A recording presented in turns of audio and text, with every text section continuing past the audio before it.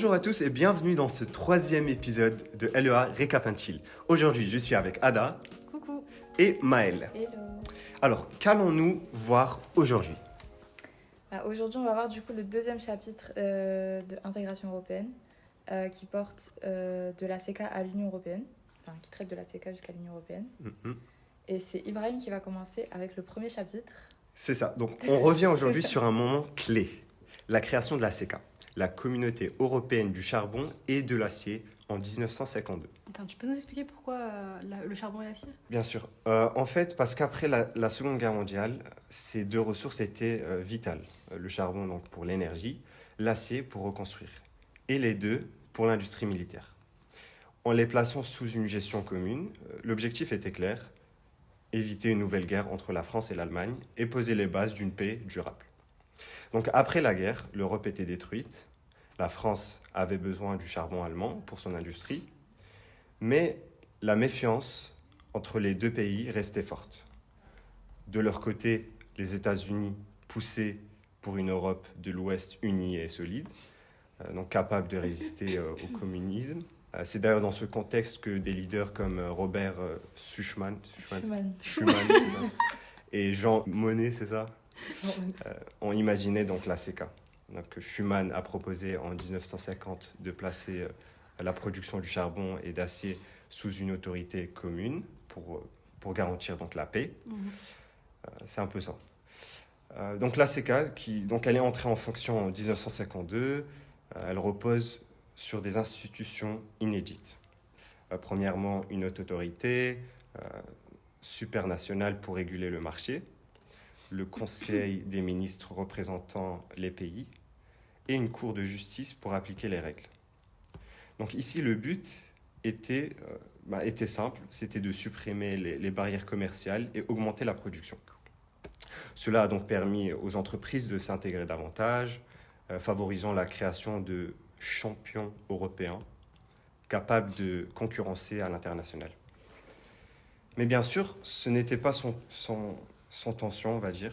Sans tension? Oui, parce qu'en fait, l'Allemagne, grâce à ses ressources et sa production d'acier, s'imposait comme un leader du coup. Ce qui inquiétait certains pays. Et quoi comme pays? Enfin, par exemple, lequel? Par exemple, la France, parce qu'ils étaient contre l'Allemagne. Contre surtout le réarmement de l'Allemagne, puisqu'il y avait une forte tension entre les deux. Ok. C'est pour ça que Jean Monnet a essayé d'équilibrer les choses en limitant le nombre de producteurs allemands pour maintenir une certaine égalité. Donc, enfin, la CK a donc posé bien sûr les bases de projets plus ambitieux, par exemple l'union douanière et l'intégration économique qu'on connaît aujourd'hui.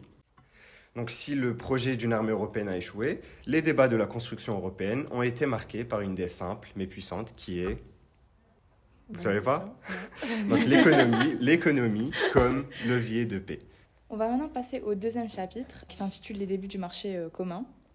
Du coup, en 1957, la situation en Europe, on peut dire que tout va bien, que l'économie va bien et que du coup, l'Europe veut de plus en plus de liberté, entre guillemets, et elle va passer en fait de la CK à la CEE, donc la Communauté économique européenne, afin de diversifier son marché et ne pas seulement le cantonner au charbon et à l'acier.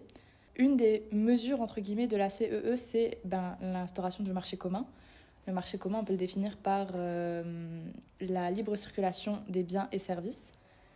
Mais c'est pas tout. On définit aussi la CEE par la création du TEC. Donc le TEC, c'est l'introduction du tarif commun, du tarif extérieur commun en Europe. Et c'est quoi ça? Le tarif extérieur commun en Europe, en fait, c'est un tarif lié aux importations et aux exportations. Et en fait, un tarif commun voudrait dire que tous les pays européens ont le même tarif. C'est-à-dire que les États-Unis, s'ils veulent importer en Europe, ils vont être imposés le même taux s'ils veulent importer en France, en Allemagne, etc. Donc ça peut être utilisé comme une arme de la part de l'Europe parce que s'ils décident tous de mettre un tarif haut, ça peut entraver les États-Unis dans leur commerce. Et c'est pour ça qu'ils vont décider de surtout s'imposer en Europe, de délocaliser leurs entreprises en Europe dans les années de 40 à 60, il me semble. Entre 47 et 1967.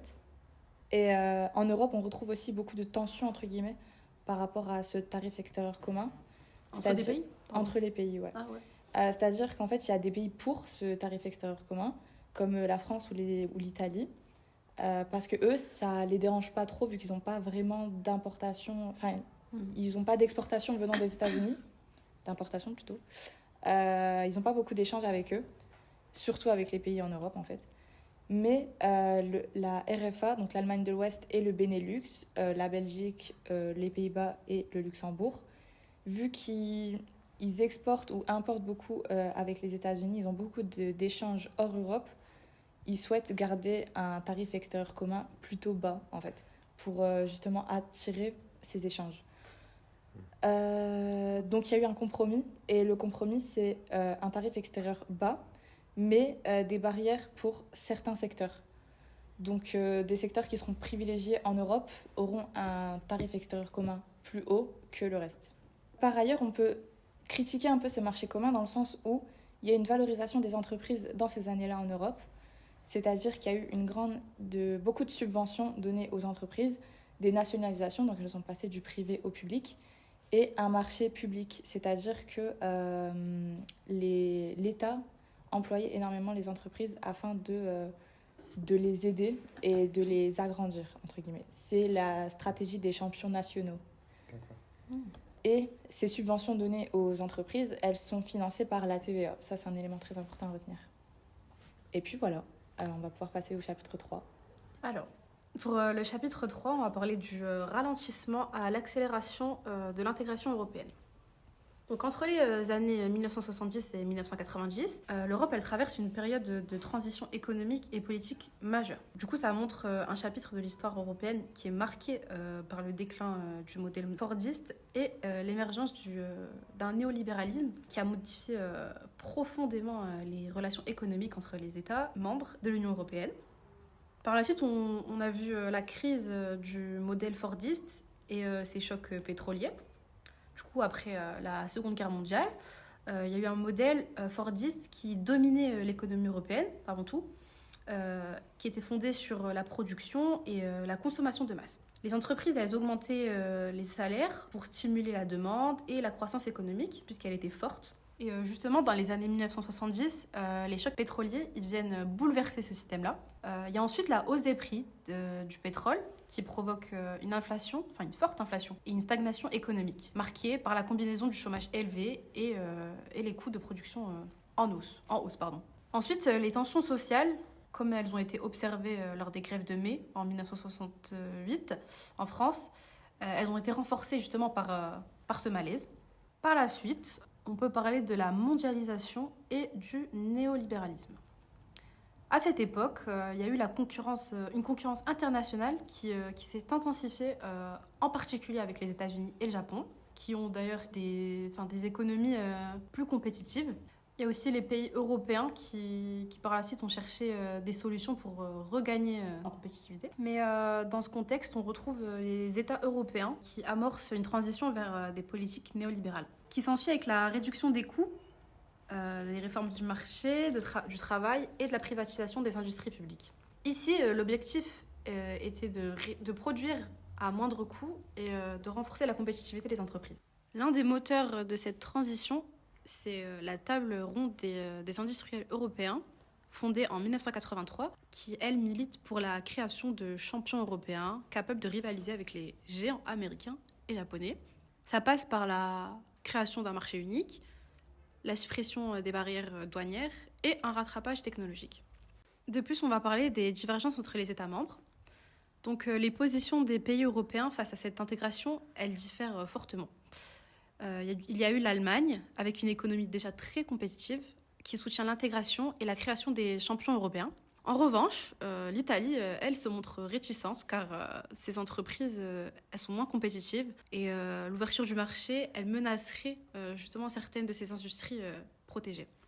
En France, François Mitterrand a été élu en 1981. Il mène d'abord une politique socialiste avec des nationalisations et des hausses de salaire. Mais devant ces déséquilibres économiques, On résout en 1983 à adopter une politique néolibérale qui marque un tournant dans la construction européenne. Quant au Royaume-Uni, il est dirigé par Margaret Thatcher. À partir de 1979, elle opte pour un virage encore plus radical, privilégiant les secteurs financiers et affaiblissant les syndicats. Donc la City de Londres, elle devient alors l'un des centres financiers mondiaux, mais cette politique de dérégulation, elle entraîne aussi une montée du chômage dans les secteurs industriels.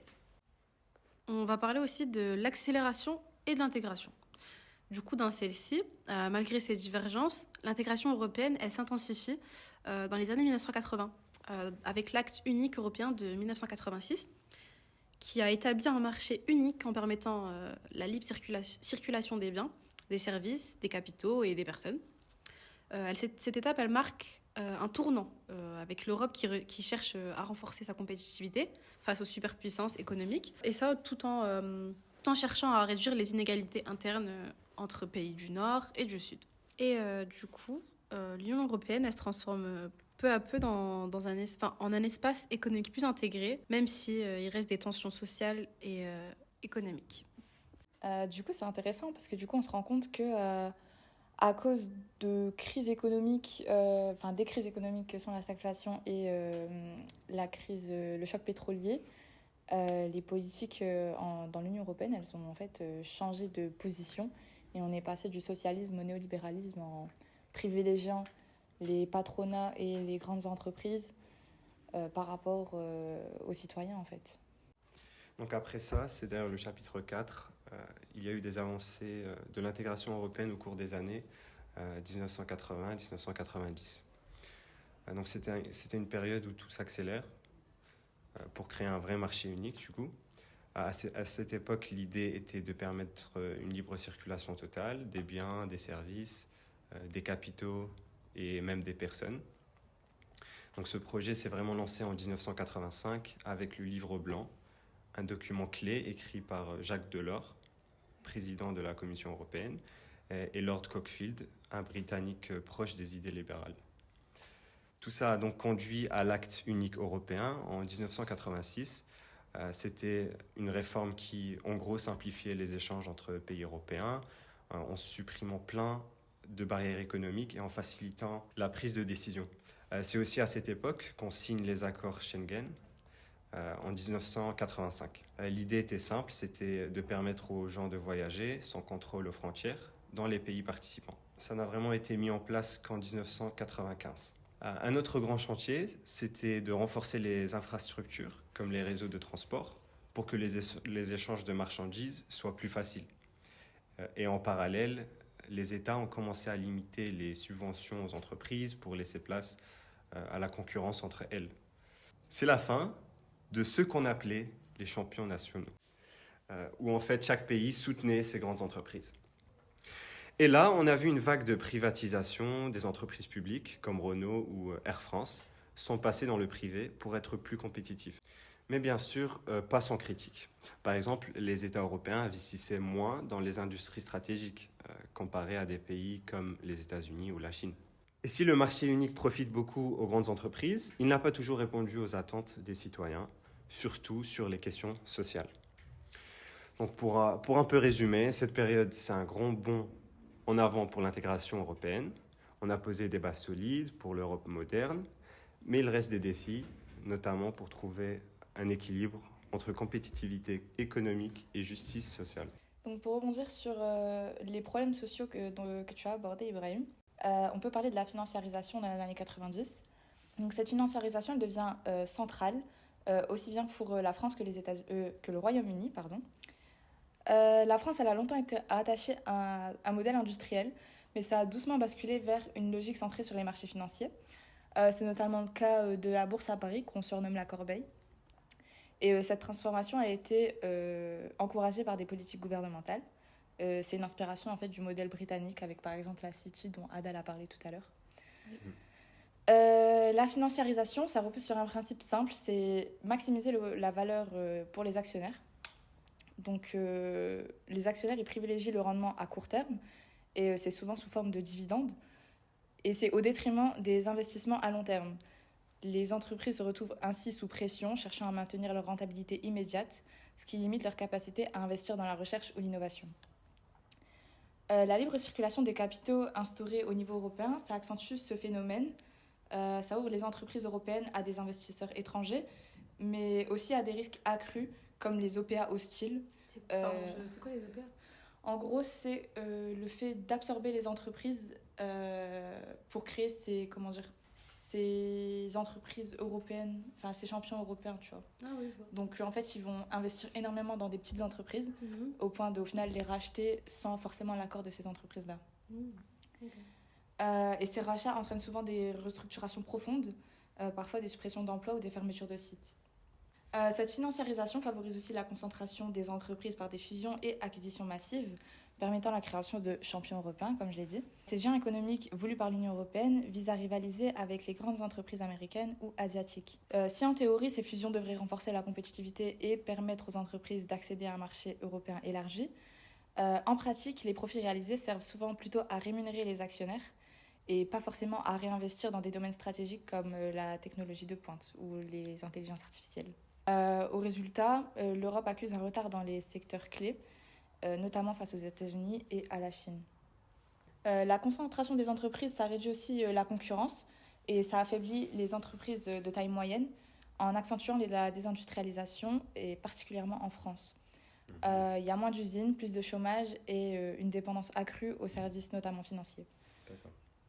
Au final, on peut dire que cette stratégie centrée sur les actionnaires, ça montre des limites, ça freine l'innovation, ça fragilise les entreprises face à des rachats hostiles et ça contribue à une instabilité économique. On peut dire que l'Europe, elle peine à maintenir une vision à long terme et ça affecte sa compétitivité dans un monde où les technologies avancées sont cruciales. Ok. Intéressant. Ça marche. Ça marche. Donc, pour résumer, on peut dire que cette financiarisation, elle a favorisé la création des champions européens par rapport aux investissements faits aux entreprises, au rachat des entreprises, etc. Mais le problème, c'est que ça n'a pas privilégié les employés, par exemple, parce que le secteur financier emploie bien moins. Et ça a aussi, impacté les petites entreprises qui ont été rachetées ou qui n'ont pas forcément été soutenues dans ce nouvel élan. Alors par la suite, pour parler du chapitre 6, on va aborder les effets macroéconomiques du renforcement de l'intégration européenne. Alors l'intégration européenne, notamment avec la création du marché unique, elle a modifié en profondeur les économies des États membres de l'Union européenne. Si cette initiative elle a apporté des bénéfices comme des échanges commerciaux plus fluides, elle n'a pas permis d'atteindre toutes ces promesses, notamment en matière de croissance économique et de rattrapage technologique. Ensuite, on a vu que la croissance économique, elle était modeste malgré les profits élevés. Après la mise en marche du marché unique, l'Europe a connu une croissance économique relativement faible, bien inférieure à celle observée aux États-Unis ou encore en Asie. Malgré tout, les grandes entreprises ont vu leurs bénéfices augmenter, mais pas grâce à l'innovation ou à des investissements sur le long terme. Au lieu de cela, elles ont privilégié la rémunération des actionnaires par des dividendes et des fusions. Du coup, cette dynamique a creusé les inégalités, puisque les salaires des salariés sont restés stagnants. Et les investissements dans les technologies, elles, ont été insuffisants pour combler le retard face à des puissances économiques comme les États-Unis. Ensuite, on parle d'un marché unique au service des échanges commerciaux. Du coup, sur ce point de vue commercial, le marché unique a bien fonctionné. Il a facilité les échanges entre les pays membres, rendant l'Union européenne beaucoup plus interdépendante et consolidant la paix sur le continent. L'Allemagne, elle en particulier, a tiré parti de ce système grâce à une stratégie industrielle de délocalisation, des étapes de production à faible valeur ajoutée dans d'autres pays européens, et ça tout en conservant la production à forte valeur ajoutée chez elle. Et ça lui a permis aussi de renforcer son excédent commercial au sein de l'Union. Par contre, cette interdépendance économique accrue a aussi exacerbé les inégalités entre les États membres, tandis que l'Allemagne, elle, bénéficie d'une position dominante. Et d'autres pays comme la France, elles ont vu leur industrie délocalisée et leur compétitivité vraiment affaiblie. Les déséquilibres économiques sont alors devenus plus marqués, ce qui a mis en lumière les divergences structurelles entre les économies des différents pays européens. Et au final, bien que le marché unique ait facilité les échanges commerciaux et renforcé les liens entre les États membres, ces effets sur la croissance et l'innovation, ils ont été plutôt limités et ça a contribué à renforcer des déséquilibres économiques internes dans l'Union européenne. Et le renforcement de l'intégration européenne a donc eu des effets à la fois positifs, mais aussi négatifs, et les défis liés à ces inégalités restent un enjeu majeur pour l'avenir de l'Union. Donc pour résumer l'intégralité du cours, après la création de la CECA en 1952 et son bon fonctionnement, les pays européens ont décidé de renforcer l'intégration avec la création de la CEE et le marché commun. Cependant, les crises qui sont parvenues en Europe, notamment le choc pétrolier ou la stagflation, ont forcé les pays membres de la CEE à changer de système et à passer du socialisme au libéralisme, au néolibéralisme. Ce néolibéralisme a impliqué du coup la création du marché unique, un marché unique qui avait pour but de renforcer la stratégie des champions européens. Et cette stratégie des champions européens, a mis en avant les secteurs financiers, notamment en France et au Royaume-Uni. Donc on peut dire que le marché unique a provoqué une interdépendance cruciale pour l'intégration européenne, pour assurer la paix en Europe. Mais ce marché unique et le secteur financier ont plutôt mis en avant du coup les patronats, les grandes entreprises et les champions européens, au détriment du coup des employés, des investissements aussi et des plus petites entreprises. Donc voilà pour cet épisode. Je sais que cet épisode était un peu plus chargé en informations, plus riche en savoir et en connaissances, mais très très complet pour l'examen de intégration européenne. On espère quand même qu'on ne vous a pas perdu au fil de l'écoute. Et, et du coup, on fera un petit QCM sur le compte Instagram. Et on laissera la possibilité de poser des questions dans la story aussi. Voilà, pour voir si vous avez bien suivi et si tout va bien. On se retrouve donc lundi sur Instagram et vendredi sur YouTube et sur Spotify pour le prochain épisode. C'était LEA Recap and Chill. Ciao! Salut! Ciao.